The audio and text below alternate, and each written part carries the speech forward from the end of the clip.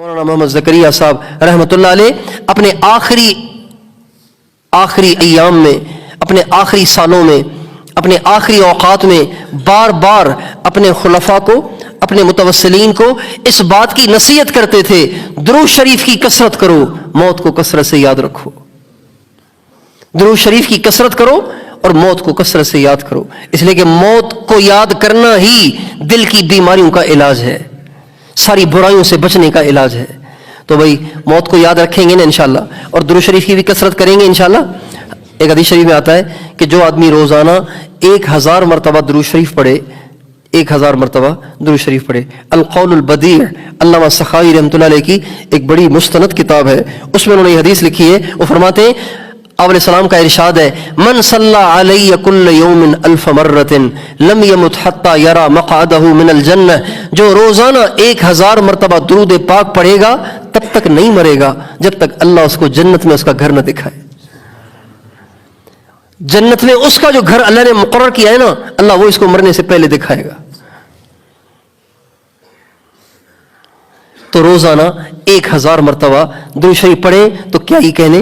ہمارے ایک بہت بڑے بزرگ گزرے، انہوں نے اپنی کتاب میں لکھا ہے کہ ہمارا زندگی کا مشاہدہ ہے کہ جس کسی نے 1000 مرتبہ درود پاک روزانہ پڑھنے کو اپنا معمول بنایا، ان کے بچے ان کے فرما بردار ہو گئے، ان کے گھروں میں برکتیں آ گئیں، ان کی بیویاں خدمت گزار بن گئیں۔ اگر بیویوں نے یہ عمل اپنایا، ان کے خاوند ان سے حسن سلوک کرنے والے بن گئے، ان کے بچے فرما بردار، مال کی فراوانی، دکھوں سے، پریشانیوں سے، تنگیوں سے اللہ تعالیٰ نے ان کو نجات دے دی، جنہوں نے 1000 مرتبہ روزانہ درود پاک پڑھنے کو اپنا معمول بنایا۔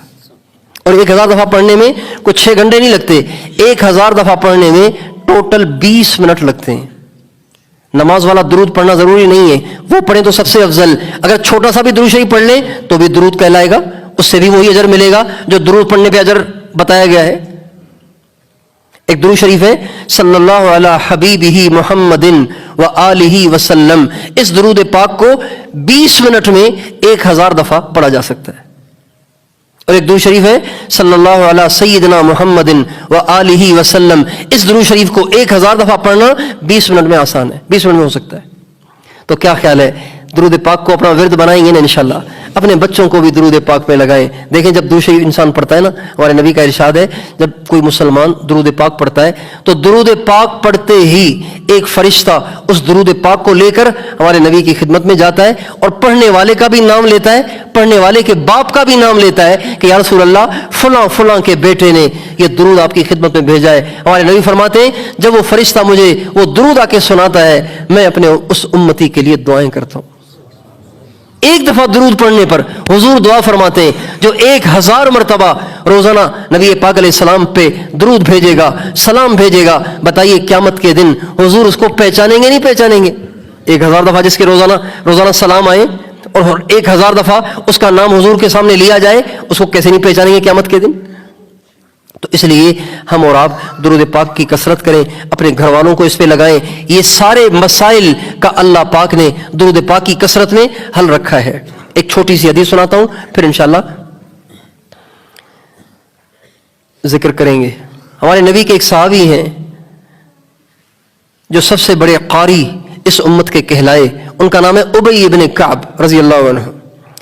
ایک بار ہمارے نبی سے کہا، یا رسول اللہ میں نے کچھ ٹائم مقرر کیا ہے اپنے ورد وظیفے کے لیے، نفلی عبادات کے لیے، تو آپ مجھے بتائیں کہ میں نے تو یہ سوچا ہے کہ اس میں سے چوتھائی حصہ، اگر 2 گھنٹے ہیں تو آدھا گھنٹہ، 4 گھنٹے تو 1 گھنٹہ جو انہوں نے مقرر کیا تھا، اس کا چوتھائی حصہ اگر درود پاک پڑھ لیا کروں اور باقی 3 حصے کوئی اور ورد وظیفہ کر لوں اور نفلی عبادتیں کر لوں تو کیا خیال ہے؟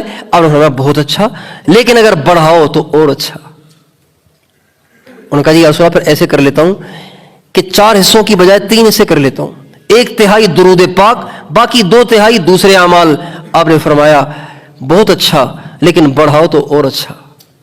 کہا جی ایسے کرتا ہوں، 3 حصے بھی نہیں، 2 حصے، آدھا درود پاک کے لیے، آدھا باقی نفلی عبادات کے لیے۔ آپ نے فرمایا بہت اچھا، لیکن بڑھاؤ تو اور اچھا۔ کہا جی بس پھر میں درود ہی پڑھتا رہوں گا۔ میری ساری نفلی عبادت درود ہی درود ہے. آپ نے فرمایا اذن تکفا ہمک ویغفر لک ذنبک، اگر تو ایسے کرے گا اللہ تیرے سارے غم دور کر دے گا، تیرے گناہوں کو معاف کر دے گا.